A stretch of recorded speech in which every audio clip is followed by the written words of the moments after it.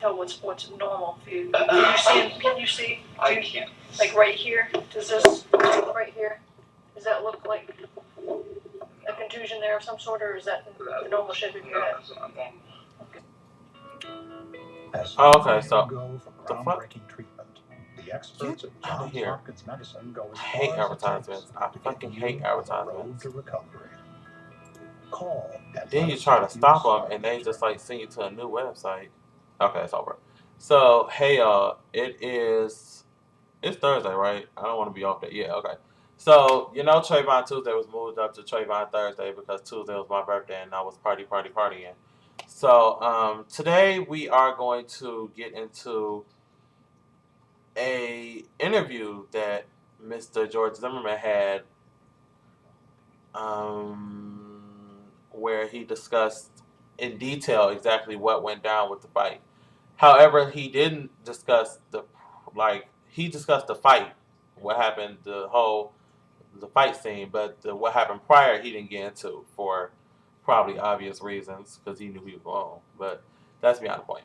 So what he says is essentially, he started off saying that Trayvon jumped out of the bushes and he was like, "Yo, what you doing, cuz?" or something like that to that effect. If y'all don't know me by now, I elaborate things slightly, so it's the truth, but it's just like in my own mind, truthful. So he basically said, "Look, yo, what you doing, cuz?" Because apparently or allegedly Zimmerman was following him. So somehow they got into the scuffle. He didn't get into detail about how they got into the scuffle, but he said Trayvon was on top of him, beating him down, or he hit him in the nose first. He fell down, and Trayvon got on top of him and started wailing on him, whooping that trick, whole nine. Then he started to bam his head into the concrete, which is how he got the big bloody gashes on the back of his head. And this is the kicker.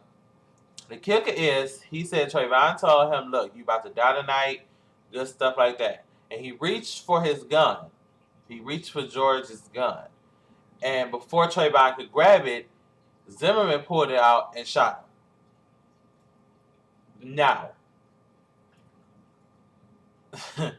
after he shot him, he said Trayvon was just like laying there. He was like, "Okay, you cool, you got it, whatever.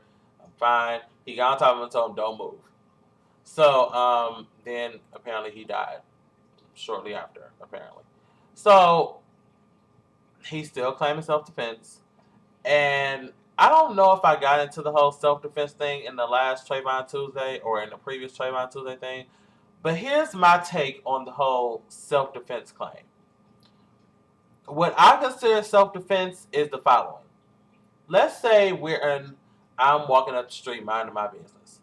And Jerome decides that he's going to follow me in a suspicious manner. So I'm like, okay, minding my business, walking up. It's dark outside, picture it.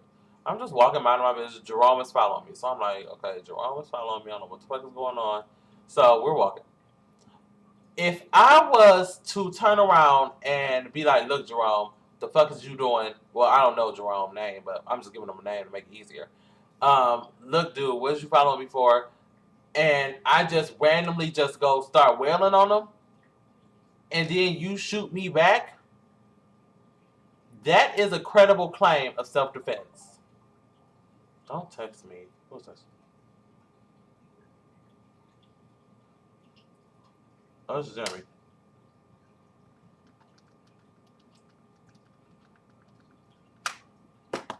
It's so funny that he texts me all the time when I'm recording. That's amusing. But that's beyond the point. Okay, so yeah.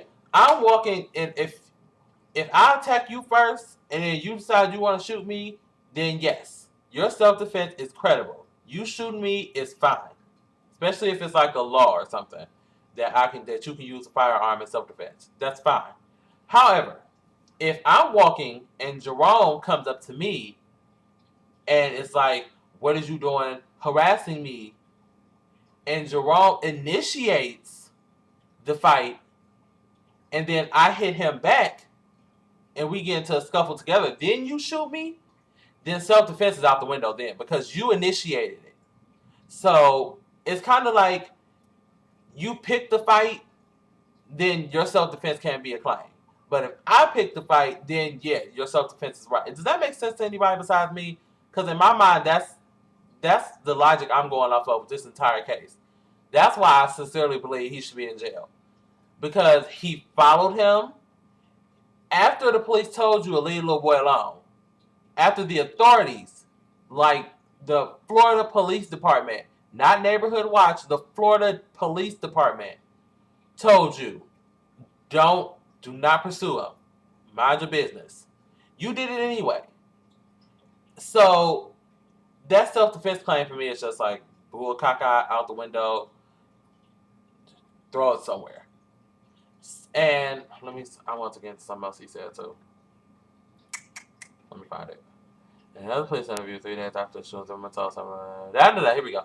Okay, this is an interview that he did 3 days after the shooting in February 29th. Zimmerman told Sanford, Florida homicide investigators Chris Sereno, shout out to Chris Sereno, he also felt the youth was suspicious because he stopped in front of a home Zimmerman has previously called about. A home that was broken into following his reporting another suspicious person. So, this is what Sereno asked him. Had this person been white, would you have felt the same way? Sereno asked Zimmerman. Zimmerman said yes. So he's basically trying to throw the race car out the window. Even though I still believe that there was it might be I think it's small racial things, but I also think it was just like an ego trip power thing, if you ask me, because he got this little bit of neighborhood watch authority and he decided to use and abuse it. Because some people get like unruly with that type of power. And I wouldn't even consider it power for real. Like, first of all, you're not supposed to have a gun. You're supposed to have a flashlight and maybe some mace. That's about it. But you definitely weren't supposed to have no firearm. So he took that little bit of power he got, used and abused it, and now he's on trial for shooting what I consider to be an innocent 17-year-old. So,